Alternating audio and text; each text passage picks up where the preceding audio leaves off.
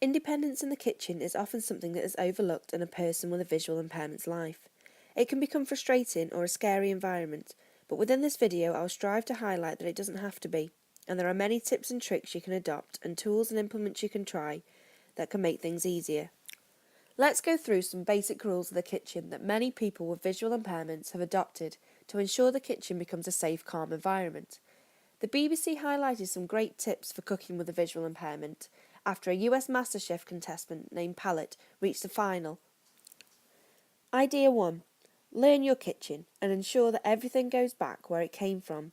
The picture in the video shows a well set out, neat cupboard with a specific place for each item. It may sound like a simple idea, but knowing your kitchen will allow you to confidently pick out your ingredients and will allow you to feel in control of your environment. Idea 2.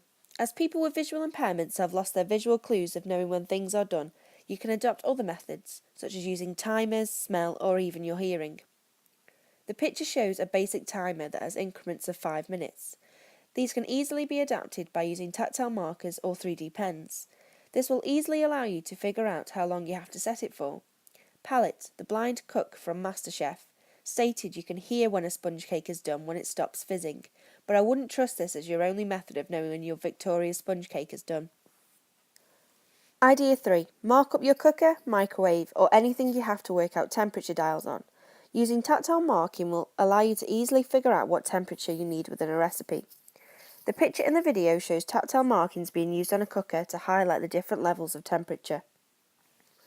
Idea 4. Find an effective chopping system. Now this is down to you as an individual. The important thing is that for every knife you use, you need to feel in control of it. Short knives with a good ergonomic handle are often suggested within forums, and a steady slip-free chopping board.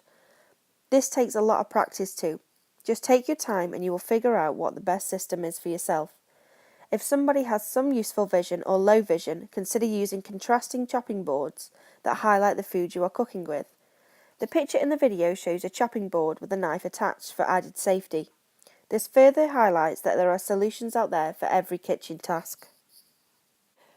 Idea 5. When cooking with hot oil, Palette suggests that you use deep-sided saucepans instead of frying pans. This lowers the risk of spitting and splashback, especially when lowering food into hot oil. I also take other precautions such as wearing fingered oven gloves that go above the elbow and using a long pair of tongs to allow myself adequate safe space between the oil and me. Idea 6. Keep anything flammable away from your cooking area. Roll up sleeves above the elbow or wear short sleeves.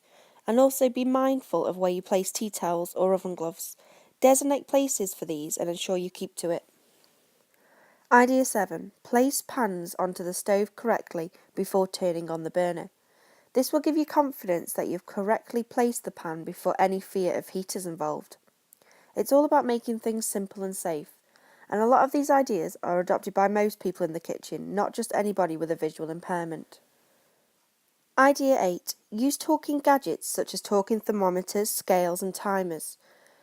Also use your other senses such as smell. This will help you to gauge when things are done. This skill will take time to grow and develop, but it will happen. Just keep at it and don't get disheartened if any mishaps happen. Use techniques such as plating up food on a metaphorical clock face to ensure, especially if you are cooking for guests, that you know it is presented correctly. It is a great technique anyway and can also help you to gauge portions on a plate. And idea 10. Don't be afraid or worry when things go wrong. They will, and it can be frustrating. But just remain calm so you don't put yourself in any danger and ensure you turn off all appliances when you are finished cooking. Just keep practicing and don't be afraid to ask for help. As with any skill and gaining your independence in any environment, things take time. But just keep at it and enjoy it. Enjoy cooking for yourself and cooking for your family and friends. It does really put a smile on my face at the end of the day.